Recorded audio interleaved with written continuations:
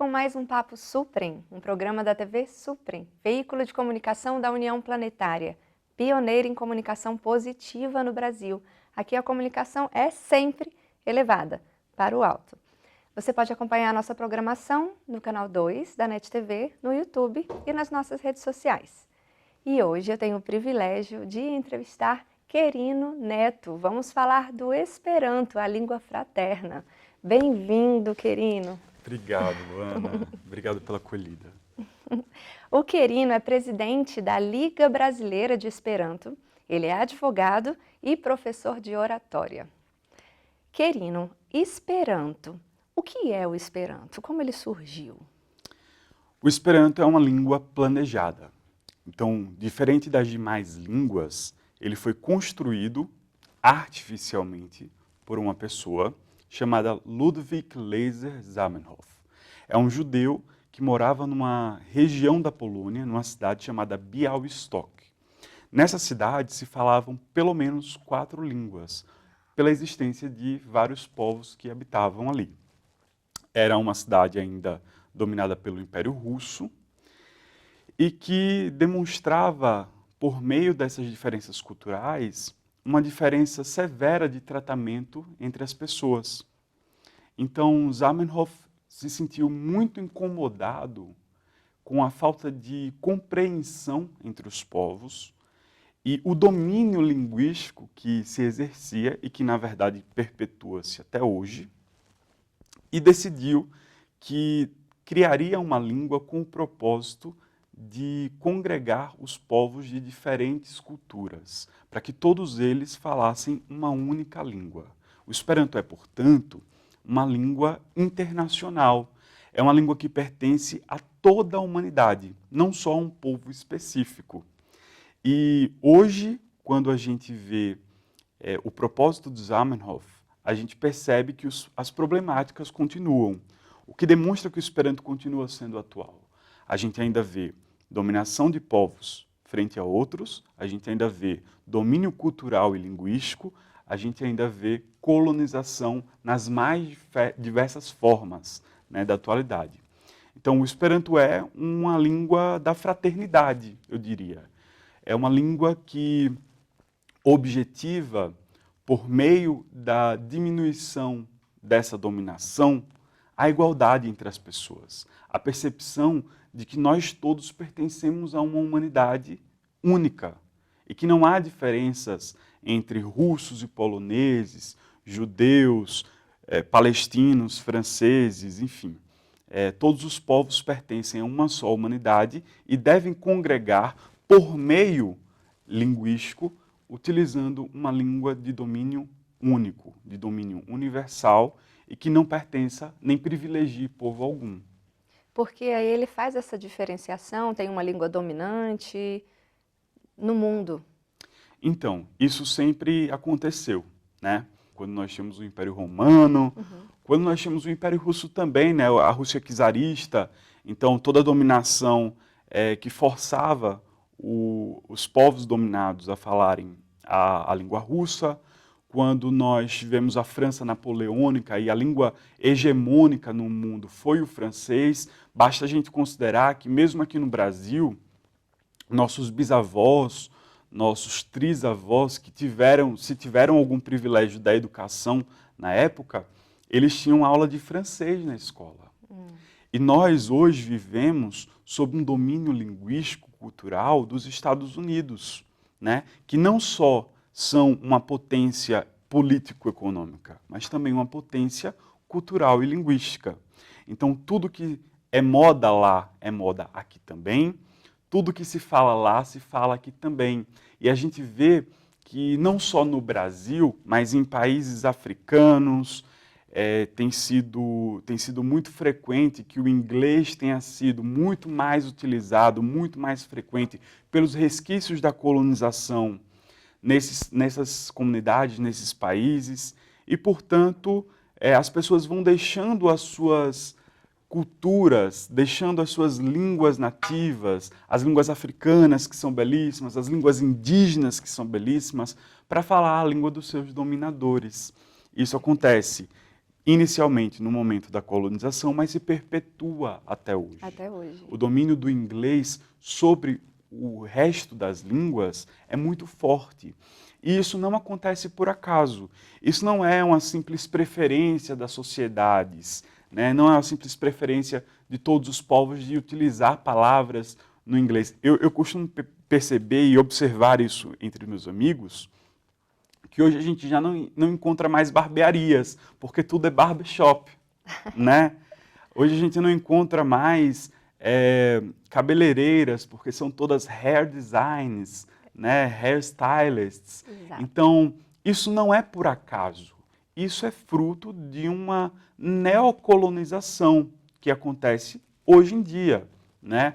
E estarmos sob o domínio de uma língua demonstra o seu poder frente aos outros países. É um poder político, é um poder econômico, é um poder cultural e é um poder linguístico. O Esperanto vem como quebra dessas barreiras. Dessa separatividade. Exatamente. Vem como forma de preservar as línguas nativas, as línguas de cada povo. Então, Zamenhof é muito claro. O Esperanto não objetiva substituir as línguas das pessoas, as línguas de todos os países. Cada povo terá a sua língua, mas todos os povos terão uma língua em comum, que é o Esperanto.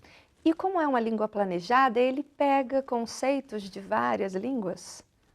Sim, o Esperanto é uma língua mais fácil do que qualquer outra língua nacional, do que qualquer outra língua étnica. Por ser planejado, ele permite estar sob um certo controle de como as regras vão funcionar. E por isso, ele tem, primeiro, uma regularidade. O Esperanto é uma língua completamente regular, completamente fácil de aprender, né? Poucas regras. Essas regras quase nunca comportam exceções. As exceções, na verdade, são regras por si próprias, né? E o Esperanto também congrega formas de construir a língua de diferentes línguas, porque Zamenhof falava 13 idiomas. Era um hiperpoliglota. E como hiperpoliglota, ele conseguiu reunir em uma língua só as diferentes influências que ele recebeu ao longo da vida, o que permite, a meu ver, que o Esperanto seja uma língua um pouco mais justa, porque, diferente do que muitas pessoas pensam, o Esperanto não é uma língua europeia, não é uma língua centrada nas línguas europeias. Ele tem uma forma de construir frases, por exemplo, muito similar a algumas línguas asiáticas. Formas de construir palavras com base na junção de prefixos com radicais e sufixos, como um jogo de quebra-cabeças muito semelhante a línguas de diversos povos. Você pode dar um exemplo? Vamos lá. Primeiro, a regularidade do Esperanto se evidencia pelo fato de que o feminino das palavras se dá por meio de um sufixo, que é o ino. Ino indica que aquela palavra é feminina. E olha como o português é difícil. Quando a gente quer aprender um masculino e um feminino, nós aprendemos palavras que não se relacionam, não tem nenhuma semelhança, né? Nós aprendemos homem e mulher, boi e vaca.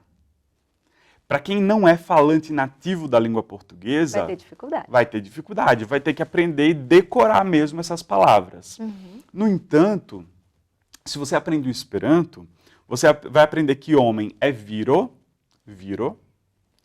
e você vai aprender o sufixo feminino, que é ino. Você soma viro com ino e vai ficar virino. E isso se aplica a todas as outras palavras. A mesma coisa do boi e da vaca. O boi é bovo e a vaca é bovino. Prático. É prático. Viro, virino, bovo, bovino. São palavras que começam a se relacionar. Então, em vez de você aprender duas palavras, você aprende uma palavra e um sufixo que vai se aplicar a todas as vezes em que você quiser se referir a um feminino. Isso economiza de você um tempo precioso no aprendizado, né? A mesma coisa acontece com o antônimo das palavras. Se você quer falar, por exemplo, abrir e o oposto de abrir, o antônimo de abrir em português, você fala fechar. Abrir e fechar são palavras que não têm semelhança nenhuma, senão pelo significado, que é antagônico. Mas quando você aprende em Esperanto, fechar é fermi. E você faz o antônimo das palavras a partir do acréscimo de um prefixo, mal. Então, fermi é fechar e malfermi é abrir. E isso se aplica a todos os verbos, sem exceção. Isso inclui, não só verbos, né? Adjetivos também. Se eu quero dizer que você é uma pessoa bonita, eu digo que você é uma pessoa bela. Mas se eu quero dizer que é uma pessoa feia, eu digo que é uma pessoa malbela.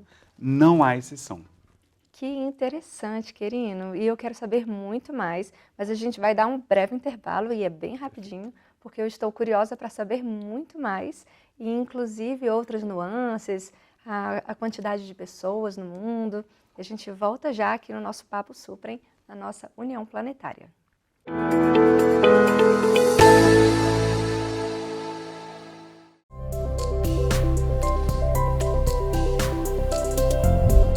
TV Suprem.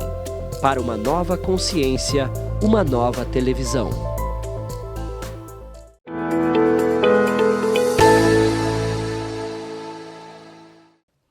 Estamos de volta com o nosso segundo bloco do nosso Papo Suprem, aqui na União Planetária, entrevistando Querino Neto, presidente da Liga de Esperanto no Brasil. Estamos falando sobre Esperanto, essa língua fraterna e justa. Falando em fraternidade e justiça, quais os benefícios que ela pode causar para o mundo, para as pessoas?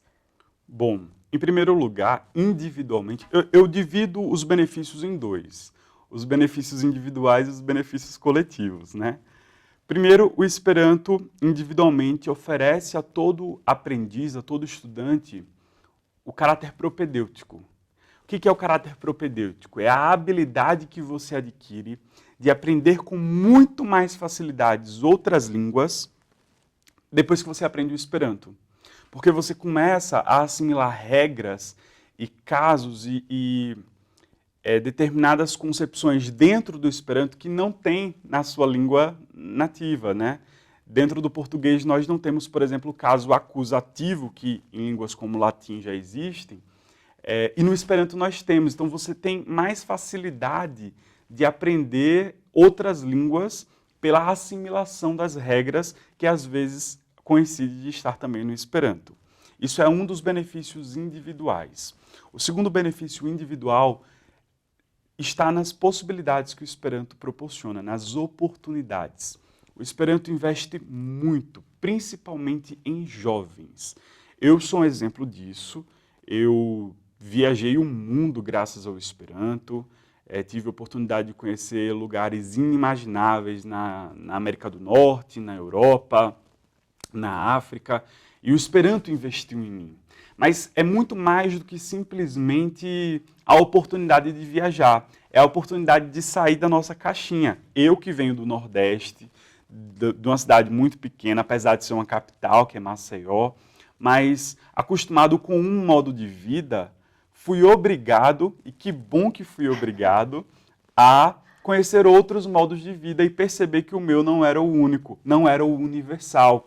Isso ajuda a gente a minimizar, a reduzir os nossos preconceitos. As diferenças. Exatamente. A ampliar a nossa percepção de mundo e perceber que a forma como se enxerga determinada coisa, instituições como a família, como o Estado, a religião, que é muito importante, em outras partes do mundo é completamente diferente. Então a gente começa a se questionar, será que aquela forma com a qual eu sempre vivi e convivi é a única correta? Não, porque todas as pessoas têm influências culturais, geográficas, né, que influenciam na sua forma de viver. E isso deve ser respeitado. É entender que a cultura do outro não é inferior à nossa, ela é tão boa quanto a nossa. Então vamos dialogar para trocar as nossas experiências. Isso só o Esperanto me proporcionou. Agora, a nível de ganho coletivo, eu diria que o Esperanto promove a paz mundial. O Esperanto ele é um instrumento para isso. Ele não é o resultado final, ele não é a conquista final que nós devemos atingir. Não adianta a humanidade inteira falar uma única língua, mas ela não estar congregando como uma só família, assim como Zamenhof, o criador, resolveu escrever, né? O sonho dele era que a humanidade estivesse unida. Para isso, ele criou um instrumento que não deve ser o fim, mas deve ser o meio. E o Esperanto tem, socialmente, coletivamente, esse propósito de nos fazer perceber que o outro é parte do eu. E ele diz o seguinte, tem uma frase maravilhosa, assim, muito marcante dele. Nem franceses com ingleses, nem russos com poloneses, mas pessoas com pessoas. Ora, a gente ouvir isso no final do século XIX, numa Europa dominada, né, por pensamentos eugenistas, que depois eclodiu o nazifascismo e os diversos autoritarismos que eclodiram na Europa, isso é revolucionário. E isso continua sendo revolucionário hoje, porque a gente vê o preconceito contra o imigrante, o preconceito contra o muçulmano, o preconceito contra o nordestino, e a gente entende, as pessoas ainda têm esse preconceito de é o outro que está lá e eu que estou aqui. Elas ainda não perceberam que somos todos parte de uma única coisa. Né? Então o Esperanto é tão atual que ele continua se propondo a resolver um problema que ainda perpetua e que se perpetuará até o momento em que nós nos levantarmos e percebermos que somos parte de uma consciência universal única, de uma humanidade única e que somos originados de uma consciência divina, né? Somos todos irmãos e originados de uma consciência divina que preserva em todos nós uma centelha dessa chama que nos liga, não é verdade? Então, o Esperanto se propõe a resolver um problema que Zamenhof percebeu no século XIX, no final do século XIX, mas que se perpetua até hoje. Então, é um desafio para todos nós e é bom poder fazer parte dessa mudança planetária. Fantástico. E os valores trazidos pela língua do Esperanto, faladas muito lindamente por você, são lindos. É uma pena que pouca gente fala Esperanto no Brasil, no mundo. Como é essa quantidade? Bom, no Brasil nós temos a Liga Brasileira de Esperanto, cuja juventude é a Organização da Juventude Esperantista Brasileira. Em 18 estados aproximadamente nós temos associação registrada. No mundo, nós estimamos que existam aproximadamente 2 milhões de falantes. Tem muita gente. Tem bastante gente. Acontece que o Esperanto, como todo propósito revolucionário, também não é bem visto por aqueles que dominam, né, que detêm o poder. E que querem a separatividade. E que querem a separatividade, e isso é óbvio. Então, o Esperanto foi perseguido na Alemanha nazista, foi perseguido no Estado Novo português, foi perseguido no Estado Novo brasileiro e na ditadura militar brasileira, porque se levanta contra um status quo, se levanta contra aqueles que ganham, que se beneficiam e que lucram, inclusive financeiramente, com as nossas diferenças, né? Então, ao longo da história, nós fomos reduzindo de tamanho e fomos desincentivados. Eu costumo dizer que a perseguição, ela não é simplesmente, ela não se inicia tão somente na eliminação física dos oponentes. Ela começa no subfinanciamento, na precarização da educação, na precarização do acesso aos direitos mais básicos, até que mesmo quando a gente resiste a isso e consegue se fortalecer, aí os detentores do poder recorrem a essa eliminação física dos oponentes. Mas a perseguição começa muito antes, e ela tem começado muito antes, desde o início do Esperanto. Basta mencionar aqui, a título de curiosidade, de lamentação, que a filha de Zamenhof, a filha do criador do Esperanto, foi morta num campo de concentração nazista, simplesmente porque perpetuava os ideais do seu pai. Então, manter viva a esperança que Ludwig Laser Zamenhof tinha na humanidade e na união entre os povos é também se rebelar contra a injustiça que sempre existiu e que vai existir até que todos nós tenhamos essa consciência da necessidade de mudar e de unir os povos. Que lindo, querido. Que lindo. E amém. E você sabe que a nossa TV Suprem é um movimento para o alto. É uma TV que tem o nome Esperanto, a única no mundo. Sim, é a única no mundo. E eu acho que não é por acaso. Eu acho que os valores São bem parecidos. unidos. E eu acho maravilhoso que estejamos aqui conversando, porque todos os movimentos que trabalham pelo bem da humanidade devem trabalhar juntos, não separados, né? Então, acho maravilhoso, é a primeira vez que eu estou na TV Suprem, e acho maravilhoso que a gente possa difundir o Esperanto e difundir não só a língua, mas a paz mundial, que é o nosso objetivo, por onde ela vier, seja pela língua, seja pela cultura, seja pela música, por todos os meios possíveis, nós temos a missão de difundir a paz. E você está na Liga Brasileira de Esperanto. Como é o seu trabalho lá? Você hoje é o presidente. Pois é, fui eleito Tão presidente. novo. Pois é, a Liga é uma instituição de 116 anos, né? Ela vai completar 116 anos agora, e eu sou o presidente mais novo da história, fui eleito aos 24. É uma responsabilidade muito grande, mas eu digo que é uma missão de vida. O nosso trabalho é coordenar o movimento esperantista brasileiro, oportunizar jovens principalmente, né, e permitir que o acesso à educação, ao ensino do Esperanto, seja facilitado para toda pessoa que queira, né? Independentemente de cor, de classe social, independentemente de origem, nós queremos que as pessoas se aproximem e compartilhem dos nossos valores e aprendam um pouco conosco e nos ensinem também, porque todo movimento de ensino é também um movimento de aprendizado. É uma troca. É uma troca. Uma troca muito bonita. E, Querino, você pode nos falar dos congressos, comunidades aqui, projetos de vocês? Perfeito. Nós temos no Brasil, todos os anos, o Congresso Brasileiro de Esperanto. Todos os anos ele acontece em uma cidade do Brasil. Esse ano, como meu primeiro ano de presidente, a gente resolveu ser um pouco mais ousado e, para além do Congresso Brasileiro, a gente está organizando um Congresso Pan-Americano de Esperanto, que vai acontecer entre os dias 2 e 5 de novembro de 2023, na cidade de Fortaleza. E o tema do Congresso é Direitos Humanos e Soberania dos povos, né?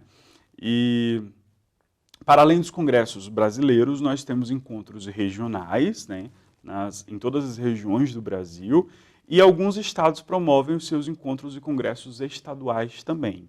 Então, dá para facilitar o acesso a todo mundo, independentemente de onde esteja no Brasil, dá para encontrar uma comunidade esperantista mais próxima. E, internacionalmente, nós temos também congressos internacionais, o Congresso Universal de Esperanto, né, que já acontece há mais de 100 anos, incessantemente, né? Então, esse congresso costuma congregar 4, 5, 6 mil pessoas falantes de Esperanto em um só lugar. Querino, a gente tem aqui na União Planetária algumas aulas de Esperanto todas as semanas. Inclusive, quem tiver interesse pode acessar o e-mail e nos contatar. Agora, como é que as pessoas interessadas também podem buscar vocês para aprender? As pessoas podem escrever para a gente através do e-mail bel@esperanto.org.br. Eu peço para entrar em contato por e-mail, porque não basta que a gente diga, tem um curso tal, a pessoa se matricula. A gente quer conhecer você que está interessado em aprender Esperanto, né? Então, de repente, na sua cidade tem um curso que você não conhece e a gente quer lhe apresentar a comunidade. De repente, você quer participar de um curso online, mas a gente não quer só o aprendiz do Esperanto, a gente quer o verdadeiro esperantista e humanista. Então, vamos ser amigos, né? Escreva para a gente, conte a sua história, como que você chegou através do Esperanto, como que você ficou sabendo do Esperanto, né? E a gente pode direcionar você de acordo com as suas necessidades e as suas vontades. Então, a gente está disponível. E nas redes sociais também. No Instagram, nós somos @esperanto_br. No Facebook, no Twitter, nós somos Esperanto Brasil. É só escrever para a gente que a gente responde. Perfeito, querido. Estamos finalizando nosso Papo Supre, mas eu gostaria de uma breve mensagem que relacione as pessoas com a paz, com a necessidade de olhar para o Esperanto, para toda essa unidade. Eu vou pedir licença para fazer essa mensagem numa língua, na verdade é no Proto-Esperanto, no primeiro projeto, no protótipo que Zamenhof escreveu antes de lançar o Esperanto oficialmente em 1887. Essa língua não é a língua oficial do Esperanto, mas a única coisa que resta dela é uma estrofe de um poema que Zamenhof escreveu. Então eu vou ler em Proto-Esperanto e depois eu vou traduzir, né? Ele escreveu assim: Malamikete de las naties cado iam tempesta. La tot homose in familie conunigare sodeba. Inimizades entre os povos, você cairá, pois o tempo chegou. Toda a humanidade, como uma só família, finalmente se tornará unida. Amém. Amém. Amém. Querido, muito obrigada. Muito obrigado, Seja sempre Luana. muito bem-vindo. Obrigado. Você tem uma energia linda. Você também. Obrigada por participar de tudo isso Muito aqui com a obrigado. gente. Valeu.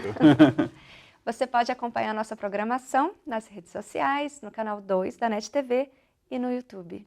Muito obrigada e até mais.